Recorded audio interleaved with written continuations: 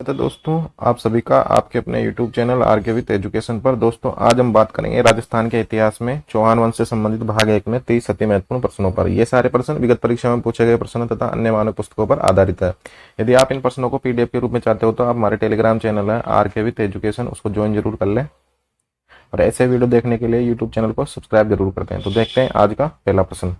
आज का पहला प्रश्न दे रखा है, किस अभिलेख में चौहानों को वत्स गोत्रीय ब्राह्मण बताया गया है। ऑप्शन 1 दे रखा है बिजोलिया अभिलेख, ऑप्शन 2 दे रखा है कानसुबा अभिलेख, ऑप्शन 3 दे रखा है गोसुंडी अभिलेख, ऑप्शन 4 दे रखा है घटियाला अभिलेख, ऑप्शन 5 दे रखा है अनुत्तरित प्रश्न। तो किस अभिलेख में चौहानों को वत्स गोत्रीय ब्राह्मण बताया गया है, वह है बिजोलिया का शिलालेख। किसमें बताया गया है? बिजोलिया के अभिलेख में चौहानों को वत्स गोत्रीय ब्राह्मण बताया गया है। इसके अलावा वत्स गोत्रीय ब्राह्मण चौहानों को एक रासो है, उसका नाम है कयाम रासो। कयाम रासो में भी चौहानों को वत्स गोत्रीय ब्राह्मण बताया गया। तो अब बिजोलिया अभिलेख व कयाम रासो में, दोनों में ही चौहानों को वत्स गोत्रीय ब्राह्मण बताया गया है। ऑप्शन इसका सही आंसर हो जाएगा ऑप्शन नंबर 1। इसके बाद में अगला प्रश्न है, किसके अनुसार चौहानों की उत्पत्ति गुरु वशिष्ठ के अग्निकुंड से हुई है। ऑप्शन 1 दे रखा है कर्नल जेम्स टोड, ऑप्शन 2 दे रखा है गोपीनाथ शर्मा, ऑप्शन 3 दे रखा है क्रुक, ऑप्शन 4 दे रखा है चंद्रबरदाय और ऑप्शन 5 दे रखा है अनुत्तरित प्रश्न। तो इसका सही आंसर रहेगा, चौहानों की उत्पत्ति गुरु वशिष्ठ के अग्निकुंड सिद्धांत के अनुसार हुई है, चंद्रबरदाय के अनुसार। पृथ्वीराज रासो, चंद्रबरदाय का एक ग्रंथ है पृथ्वीराज रासो। इस ग्रंथ के अनुसार जो चौहानों की उत्पत्ति हुई है वो हुई है गुरु वशिष्ठ के अग्निकुंड के अनुसार। और इसका जो समर्थन किया है, इस सिद्धांत का समर्थन किया है, एक तो सूर्यमल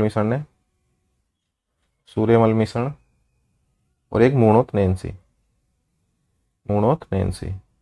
इसका सही आंसर हो जाएगा ऑप्शन नंबर 4।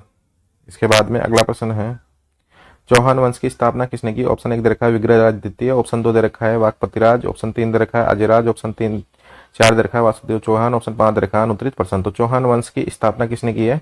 चौहान वंश की स्थापना की है वासुदेव चौहान ने। किसने की है? वासुदेव चौहान ने सर्वप्रथम चौहान वंश की स्थापना की। और कब, कौन सी ईस्वी में की? 551 ईस्वी में। 551 ईस्वी में सर्वप्रथम। और इसकी जो जानकारी मिलती है वो मिलती है, ये जो स्थापना की इसकी जो जानकारी मिलती है वो मिलती है प्रबंध कोश से। प्रबंध कोश ग्रंथ है, किसका ग्रंथ है? ये राजशेखर का ये ग्रंथ है। इस ग्रंथ से ये जानकारी मिलती है कि 551 ईस्वी में चौहान वंश की स्थापना की है वासुदेव चौहान ने। और वासुदेव चौहान ने ही सांबर झील का निर्माण करवाया। सांबर झील का निर्माण भी किसने करवाया? वासुदेव चौहान ने। तो सही आंसर इसका हो जाएगा ऑप्शन नंबर 4, वासुदेव चौहान। इसके बाद में अगला प्रश्न है, किस चौहान शासक ने गुजरात के मूलराज प्रथम को पराजित किया। और ये क्वेश्चन है RBSE की बुक से। ऑप्शन 1 दे रखा है गुवक प्रथम, ऑप्शन 2 दे रखा है चंदनराज, ऑप्शन 3 दे रखा है गोविंद 3, ऑप्शन 4 दे रखा है विग्रहराज द्वितीय, ऑप्शन 5 दे रखा है अनुत्तरित प्रश्न। तो किस चौहान शासक ने गुजरात के मूलराज प्रथम को पराजित किया था? वो थे विग्रहराज द्वितीय। कौन थे? विग्रहराज द्वितीय। तो सही आंसर इसका हो जाएगा ऑप्शन नंबर 4। और विग्रहराज द्वितीय की जो विजयों की जो जानकारी मिलती है वो मिलती है हर्षनाथ के अभिलेख से। और ये भी दे रखा है RBSE की बुक में। तो ये दोनों चीज इंपॉर्टेंट है। गुजरात के शासक मूलराज प्रथम को पराजित किसने किया, और इसकी जो विजय, इन्होंने युद्ध जो जीते हैं उनकी जानकारी कहाँ मिलती है? उनकी जानकारी मिलती है हर्षनाथ अभिलेख में। तो सही आंसर इसका रहेगा ऑप्शन नंबर 4, विग्रहराज द्वितीय। इसके बाद में अगला प्रश्न है, वेरीघट्ट की उपाधि किसने धारण की। यह प्रश्न एग्जाम में पूछा जा चुका है, एग्जाम में 2 या 3 बार यह प्रश्न आ चुका है। तो ऑप्शन 1 दे रखा है गोविंद तृतीय, ऑप्शन 2 दे रखा है विग्रहराज द्वितीय, ऑप्शन 3 दे रखा है पृथ्वीराज चौहान, ऑप्शन 4 दे रखा है सोमेश्वर चौहान, ऑप्शन 5 दे रखा है अनुत्तरित प्रश्न। तो वेरीघट्ट की जो उपाधि है वो धारण की थी गोविंद तृतीय ने। किसने की थी? गोविंद तृतीय ने। तो इसका सही आंसर हो जाएगा गोविंद तृतीय। और वेरीघट्ट का मतलब जो होता है वो होता है वेरीघट्ट, शत्रुओं का नाश करने वाला। और इस जो वेरीगट उपाधि इसकी जो जानकारी मिलती है वो मिलती है पृथ्वीराज विजय, पृथ्वीराज विजय में, पृथ्वीराज विजय जो ग्रंथ है उसमें इसकी जानकारी मिलती है, जिसको लिखा है जयानक ने। तो सही आंसर इसका रहेगा गोविंद तृतीय, और गोविंद तृतीय को मिली है वेरीगट की उपाधि। इसके बाद में अगला प्रश्न है, नाडोल पाली में चौहान राज्य की स्थापना किसने की? ऑप्शन 1 दे रखा है चंदन राज, ऑप्शन 2 दे रखा है वासुदेव चौहान, ऑप्शन 3 दे रखा है लक्ष्मण सिंह, ऑप्शन 4 दे रखा है विग्रहराज, ऑप्शन 5 दे रखा है अनुत्तरित प्रश्न। तो नाडोल पाली में जो चौहान राज्य की स्थापना की थी वो की थी लक्ष्मण चौहान ने। किसने की थी? लक्ष्मण चौहान ने। तो इसका सही आंसर हो जाएगा ऑप्शन नंबर 3 लक्ष्मण चौहान। और लक्ष्मण चौहान पुत्र थे, लक्ष्मण चौहान किसके पुत्र थे? लक्ष्मण चौहान थे वाकपति राज के पुत्र, वाकपति राज के पुत्र, वाकपति राज के पुत्र। और वाकपति राज ने लड़े थे कुल युद्ध 108 युद्ध, 108 युद्ध इन्होंने लड़े थे। नाडोल पाली में चौहान राज्य की जो स्थापना की है वो की है 968 ईस्वी में। कब की है ये? 968 ईस्वी में लक्ष्मण सिंह ने। तो सही आंसर इसका हो जाएगा ऑप्शन नंबर 3 लक्ष्मण सिंह। इसके बाद में अगला प्रश्न है, चौहानों का निर्माण काल किसके काल को माना जाता है? ऑप्शन 1 दे रखा है अजयराज, ऑप्शन 2 दे रखा है विग्रहराज, ऑप्शन 3 दे रखा है अर्णोराज, ऑप्शन 4 दे रखा है पृथ्वीराज, ऑप्शन 5 दे रखा है अनुत्तरित प्रश्न। तो चौहानों का जो निर्माण काल माना जाता है वो माना जाता है अजयराज के काल को। तो सही आंसर इसका हो जाएगा ऑप्शन नंबर 1 अजयराज। और अजयराज का काल रहा 1113 ईस्वी से लेके 1123, लगभग 10 साल इनका कार्यकाल रहा। तो सही आंसर इसका रहेगा चौहानों का जो निर्माण काल वो माना जाता है अजयराज जी के काल को, और जो चौहानों का स्वर्ण काल माना जाता है, चौहानों का स्वर्ण काल माना जाता है विग्रहराज चतुर्थ के काल को, विग्रहराज चतुर्थ, या इनको कहते हैं बीसलदेव, बीसलदेव। इनके काल को माना जाता है चौहानों का स्वर्ण काल, और निर्माण काल माना जाता है अजयराज के काल को। इसके बाद में अगला प्रश्न है, अजमेर की स्थापना कब हुई? ऑप्शन 1 दे रखा 1133 में, ऑप्शन 2 दे रखा 1117 में, ऑप्शन 3 दे रखा 1113 में, ऑप्शन 4 दे रखा 1125 में, और ऑप्शन 5 दे रखा है अनुत्तरित प्रश्न। तो अजमेर की जो स्थापना हुई है वो हुई है 1113 ईस्वी में, और की किसने है? अजयराज चौहान ने। अजयराज चौहान ने 1113 में अजमेर की स्थापना की, अजमेर की स्थापना, और अजमेर को अपनी राजधानी बनाया। अजमेर को क्या बनाया? अजमेर को राजधानी बनाया, राजधानी बनाया। तो सही आंसर इसका हो जाएगा 1113 ईस्वी। इसके बाद में अगला प्रश्न है, प्रथम चौहान शासक जिसने टकसाल स्थापित करवाई? ऑप्शन 1 दे रखा है अर्णोराज, ऑप्शन 2 दे रखा है विग्रहराज, ऑप्शन 3 दे रखा है सोमेश्वर, ऑप्शन 4 दे रखा है अजयराज, ऑप्शन 5 दे रखा है अनुत्तरित प्रश्न। तो प्रथम चौहान शासक जिसने टकसाल स्थापित करवाई वह थे अजयराज। तो सही आंसर इसका हो जाएगा ऑप्शन नंबर 4 अजयराज। और अजयराज ने तांबे व चांदी के सिक्कों पर, तांबे और चांदी के सिक्कों पर अपनी पत्नी सोमलवती का नाम भी अंकित करवाया, सोमलवती का नाम अंकित करवाया। और ये भी दे रखा है आरबीएससी की बुक में। तो सही आंसर इसका रहेगा अजयराज। इसके बाद में अगला प्रश्न है, शैव धर्म का उपासक होने के उपरांत भी जैन मंदिर के लिए स्वर्ण कलश किसने भेंट किया? ऑप्शन 1 दे रखा अजयराज, ऑप्शन 2 दे रखा अर्णोराज, ऑप्शन 3 दे रखा विग्रहराज, ऑप्शन 4 दे रखा बीसलदेव, ऑप्शन 5 दे रखा अनुत्तरित प्रश्न। तो शैव संप्रदाय का उपासक होने के उपरांत भी जैन मंदिर के लिए स्वर्ण कलश किसने भेंट किया? इसका सही आंसर रहेगा अजयराज। किसने किया? अजयराज ने। तो इसका सही आंसर ऑप्शन नंबर 1 अजयराज। और इन्होंने बनवाया जैन पार्श्वनाथ जैन मंदिर, पार्श्वनाथ जैन मंदिर इन्होंने बनवाया। तो सही आंसर हो जाएगा इसका अजयराज। इसके बाद में अगला प्रश्न है, किस चौहान शासक ने सिक्कों पर अपनी पत्नी का नाम अंकित करवाया? ऑप्शन 1 दे रखा अजयराज, ऑप्शन 2 दे रखा अर्णोराज, ऑप्शन 3 दे रखा बीसलदेव, ऑप्शन 4 दे रखा विग्रहराज, ऑप्शन 5 दे रखा अनुत्तरित प्रश्न। तो किस चौहान शासक ने सिक्कों पर अपनी पत्नी का नाम अंकित करवाया था? अपने पिछले वाले प्रश्न में देखा था, तो उसने अजयराज। तो सही आंसर इसका हो जाएगा ऑप्शन नंबर 1 अजयराज। इसके बाद में अगला प्रश्न है अपना, आना सागर झील का निर्माण किसने करवाया? ऑप्शन 1 दे रखा सोमेश्वर, ऑप्शन 2 दे रखा पृथ्वीराज, ऑप्शन 3 दे रखा विग्रहराज, ऑप्शन 4 दे रखा अर्णोराज, ऑप्शन 5 दे रखा है अनुत्तरित प्रश्न। तो आना सागर झील का जो निर्माण करवाया था वो करवाया था अर्णोराज ने। किसने करवाया था? अर्णोराज ने। तो इसका सही आंसर रहेगा ऑप्शन नंबर 4 अर्णोराज। अर्णोराज ने 1137 ईस्वी में, अर्णोराज ने 1137 ईस्वी में, 1137 में। और 1113 में क्या होता? 1113 में होता अजमेर की स्थापना, जो तो करवाई थी अजयराज ने, अजयराज ने। और 1137 में इन्होंने करवाया, अर्णोराज ने करवाया आना सागर झील का निर्माण, आना सागर झील का निर्माण। और ये किया था इन्होंने चंद्रा नदी के पानी को रुकवा कर, चंद्रा नदी के पानी को रोक कर। इसके अलावा इन्होंने एक सुभाष उद्यान बनवाया, इसी झील के किनारे एक सुभाष उद्यान बनवाया। तो इसका सही आंसर हो जाएगा ऑप्शन नंबर, आना सागर झील का निर्माण करवाया 1137 में आना सागर झील को चंद्रा नदी के पानी को रोककर। तो इसका सही आंसर होगा अनुराज ने।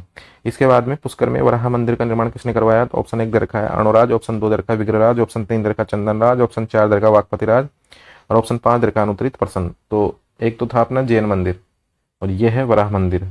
तो वराह मंदिर का जो निर्माण करवाया वो तो करवाया अर्णोराज ने। किसने करवाया? अर्णोराज, या इनको बोलते हैं आनाजी, इनको शॉर्ट में आनाजी बोलते हैं। और जैन मंदिर के लिए स्वर्ण कलश जो भेंट किया है वो किया है अजयराज चौहान ने।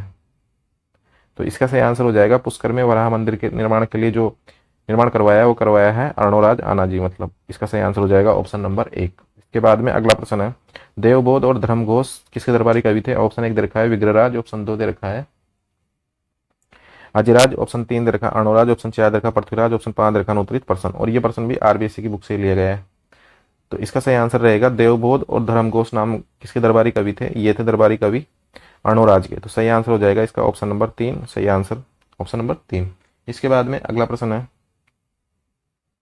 खतरगच्छ के अनुयायियों को रहने के लिए जमीन किसने भेंट की थी? ऑप्शन 1 दे रखा है अर्णोराज, ऑप्शन 2 दे रखा है विग्रहराज, ऑप्शन 3 दे रखा है गुवक, ऑप्शन 4 दे रखा है वासुदेव, ऑप्शन 5 दे रखा है अनुत्तरित प्रसन्न। खतरगच्छ क्या होते हैं? ये एक जैन धर्म का एक पंथ है, जैन धर्म का एक अलग से पंथ है, जैन धर्म का अलग से पंथ है। तो खतरगच्छ के अनुयायियों को रहने के लिए जमीन किसने भेंट की थी? अर्णोराज ने। तो सही आंसर हो जाएगा इसका ऑप्शन नंबर 1 अर्णोराज। इसके बाद में अगला प्रश्न है राजपूतों की उत्पत्ति से संबंधित अग्निकुंड के सिद्धांत से किस वंश का उदय नहीं हुआ है? ऑप्शन 1 दे रखा है सोलंकी, ऑप्शन 2 दे रखा है राठौड़, ऑप्शन 3 दे रखा है परमार, ऑप्शन 4 दे रखा है चौहान, ऑप्शन 5 दे रखा है अनुत्तरित प्रसन्न। तो राजपूतों की उत्पत्ति अग्निकुंड वाला जो सिद्धांत है जो मिलता है अपन को पृथ्वीराज रासों में, इसके अनुसार गुरु वशिष्ठ ने एक यज्ञ किया जिसमें से 4 जातियां प्रकट हुई, 4 वंश या 4 जाति। तो उसमें पहली थी प्रतिहार, दूसरी उसके अंदर थी परमार, तीसरी थी चालुक्य या सोलंकी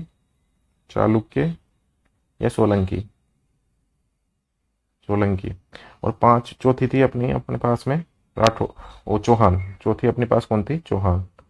तो प्रतिहार, परमार, चालुक्य, सोलंकी और चौहान। तो इसका सही आंसर इसके अंदर रहेगा राठौड़। राठौड़ों की उत्पत्ति का जो संबंध है वो अग्निकुंड के सिद्धांत से नहीं है। तो इसका सही आंसर हो जाएगा ऑप्शन नंबर 2। इसके बाद में अगला प्रश्न है किस अभिलेख में शाकंभरी के चौहानों के शासकों की उपलब्धियों का वर्णन मिलता है? ऑप्शन 1 दे रखा है सामोली का अभिलेख, ऑप्शन 2 दे रखा है बिजोलिया का अभिलेख, ऑप्शन 3 दे रखा है कीर्ति स्तंभ प्रशस्ति, ऑप्शन 4 दे रखा है चीरवे का शिलालेख, ऑप्शन 5 दे रखा है अनुत्तरित प्रसन्न। तो शाकंभरी के चौहान शासकों की जो उपलब्धियों का वर्णन मिलता है वो मिलता है बिजोलिया के अभिलेख में। तो सही आंसर इसका रहेगा ऑप्शन नंबर 2 बिजोलिया का अभिलेख। इसके बाद में अगला प्रश्न है the early Chauhan dynasties Rajasthan के किस प्रमुख इतिहासकार की रचना है? तो इसका ऑप्शन 1 दे रखा है जी एच ओझा, ऑप्शन 2 दे रखा है इसका डॉक्टर दशरथ शर्मा, ऑप्शन 3 दे रखा है बी एन रेव, ऑप्शन 4 दे रखा है डॉक्टर जी एन शर्मा और ऑप्शन 5 दे रखा है अनुत्तरित प्रसन्न। तो द अर्ली चौहान डायनेस्टीज के जो लेखक है वह है डॉक्टर दशरथ शर्मा। तो सही आंसर इसका हो जाएगा option number 2 doctor Dasharath Sharma. इसके बाद में अगला प्रश्न है किस चौहान शासक ने अजमेर को सबसे पहले अपनी राजधानी बनाया? ऑप्शन 1 दे रखा है पृथ्वीराज तृतीय, ऑप्शन 2 दे रखा है अजयराज, ऑप्शन 3 दे रखा है विग्रहराज, ऑप्शन 4 दे रखा है पृथ्वीराज प्रथम, ऑप्शन 5 दे रखा है अनुत्तरित प्रसन्न। तो मैंने अभी पिछले वाले प्रश्न बताया था अजमेर की एक तो स्थापना हुई थी 1113 में और इस स्थापना की थी अजयराज चौहान ने और इन्होंने ही 1113 ईस्वी में अजमेर को अपनी पहली राजधानी बनाया। तो इसका सही आंसर रहेगा अजयराज, ऑप्शन नंबर 2। इसके बाद में अगला प्रश्न है राजस्थान का प्रथम चौहान राज्य कौन सा है? ऑप्शन 1 दे रखा है उदयपुर, ऑप्शन 2 दे रखा है अजमेर, ऑप्शन 3 दे रखा है जोधपुर, ऑप्शन 4 दे रखा है अलवर, ऑप्शन 5 दे रखा है अनुत्तरित प्रसन्न। तो राजस्थान का जो प्रथम चौहान राज्य है वह है अजमेर। तो सही आंसर इसका हो जाएगा ऑप्शन नंबर 2 अजमेर। इसके बाद में अगला प्रश्न है चौहानों का मूल स्थान किसे माना जाता है? ऑप्शन 1 दे रखा है नागौर, ऑप्शन 2 दे रखा है जालौर, ऑप्शन 3 दे रखा है सपादलक्स, ऑप्शन 4 दे रखा है अजमेर, ऑप्शन 5 दे रखा है अनुत्तरित प्रसन। तो चौहानों का जो मूल स्थान माना जाता है वो माना जाता है सपादलक्स को। किसको माना जाता है? सपादलक्स को। तो इसका सही आंसर हो जाएगा ऑप्शन नंबर 4। इसके बाद में चौहानों की स्थापना हुई। जो सपादलक्स है ये सांबर का जो क्षेत्र है, सांबर के आसपास का जो क्षेत्र है, सांबर के आसपास का जो क्षेत्र है ये कहलाता था सपादलक्स। और सांबर झील की जो निर्माण करवाया वो करवाया वासुदेव चौहान ने। इसके अलावा जो वासुदेव चौहान इन्होंने जो अपनी राजधानी बनाई थी वो बनाई थी नागौर को। और नागौर का जो प्राचीन नाम था वो था अई छत्रपुर को इन्होंने राजधानी बनाया था। अई छत्रपुर, तो इन्होंने इसको बनाया था राजधानी। तो चौहानों का मूल स्थान तो क्या था? सपादलक्स। उसके बाद में जो अजराज आए, अजराज चौहान, उन्होंने अजमेर की स्थापना की और वहां पर चौहान वंश शुरू हुआ। इसके बाद में अगला प्रश्न अपना प्रश्न नंबर 22 है। वह कौन सा शासक था जिसके शासनकाल को चौहानों का स्वर्णकाल कहा जाता है? ऑप्शन 1 दे रखा है अर्णोराज, ऑप्शन 2 दे रखा है अजयराज, ऑप्शन 3 दे रखा है बीसलदेव चतुर्थ, ऑप्शन 4 दे रखा है पृथ्वीराज चौहान तृतीय, ऑप्शन 5 दे रखा है अनुत्तरी प्रसन। तो मैंने पिछले वाले प्रश्न में बताया था, एक तो चौहानों का निर्माण काल और एक है चौहानों का स्वर्णकाल। तो चौहानों का जो निर्माण काल कहलाता है वो तो कहलाता है अजयराज चौहान का काल, अजयराज चौहान। और स्वर्णकाल जो कहलाता है वो कहलाता है विग्रहराज चतुर्थ या इनको कहते हैं बीसलदेव। तो इसके अंदर ऑप्शन दे रखा है ऑप्शन नंबर 3 बीसलदेव। तो सही आंसर इसका हो जाएगा ऑप्शन नंबर 3 बीसलदेव। इसके बाद में अगला प्रश्न है, प्रश्न नंबर अगला है अपना सम्राट पृथ्वीराज चौहान तृतीय के पिता कौन थे? ऑप्शन 1 दे रखा है अजयपाल, ऑप्शन 2 दे रखा है सोमेश्वर, ऑप्शन 3 दे रखा है अजयराज, ऑप्शन 4 दे रखा है अर्णोराज, ऑप्शन 5 दे रखा है अनुत्तरित प्रथम। सम्राट पृथ्वीराज चौहान के तृतीय हैं, उनके पिता थे सोमेश्वर चौहान। तो इसका सही आंसर हो जाएगा ऑप्शन नंबर 2। इसके बाद में अपना अगला प्रश्न है इसके बाद में मोहम्मद गोरी व पृथ्वीराज चौहान के मध्य तराइन का प्रथम युद्ध कब हुआ? ऑप्शन 1 दे रखा है सन 1194 में, ऑप्शन 2 दे रखा है सन 1192 में, ऑप्शन 3 दे रखा है 1198 में और ऑप्शन 4 दे रखा है 1191 में, ऑप्शन 5 दे रखा है अनुत्तरित प्रश्न। तो मोहम्मद गोरी और पृथ्वीराज चौहान के मध्य जो तराइन का प्रथम युद्ध हुआ था वो होता 1191 में। और तराइन का जो दूसरा युद्ध हुआ था वो हुआ था 1192 ईस्वी में। तराइन का द्वितीय युद्ध हुआ 1192 ईस्वी में। तो इसका सही आंसर हो जाएगा ऑप्शन नंबर 4 1191 और तराइन का द्वितीय युद्ध 1192। इसके बाद में अगला प्रश्न है, निम्न में से पृथ्वीराज विजय के लेखक कौन है? ऑप्शन 1 दे रखा है जयानक भट्ट, ऑप्शन 2 दे रखा है जिनपत सूरी, ऑप्शन 3 दे रखा है चंद्रबरदाय, ऑप्शन 5 दे रखा है हेमचंद्र, ऑप्शन 5 दे रखा है अनुत्तरित प्रश्न। तो चंद्रबरदाय ने तो लिखा है पृथ्वीराज रासो और जयानक भट्ट ने लिखा है पृथ्वीराज विजय। इसका सही आंसर हो जाएगा ऑप्शन नंबर 1। तो दोस्तों ये थे आज के चौहान वंश से संबंधित 25 अति महत्वपूर्ण प्रश्न हमने देखे हैं। ये सारे प्रश्न विगत परीक्षा में पूछे गए थे तथा परीक्षा की दृष्टि से सभी प्रतियोगी परीक्षाओं के लिए समान रूप से महत्वपूर्ण है। यदि आप इन प्रश्नों को PDF के रूप में चाहते हो तो आप हमारे टेलीग्राम चैनल है RK एजुकेशन, उसको ज्वाइन जरूर कर लें। और ऐसे वीडियो देखने तथा जॉब संबंधी अपडेट के लिए हमारे यूट्यूब चैनल को सब्सक्राइब जरूर कर दें और अपने मित्रों के पास जरूर शेयर करें। यूट्यूब चैनल को सब्सक्राइब जरूर करें और अपने मित्रों के पास शेयर जरूर कर दें और ऐसे वीडियो देखने के लिए यूट्यूब चैनल पर बने रहें।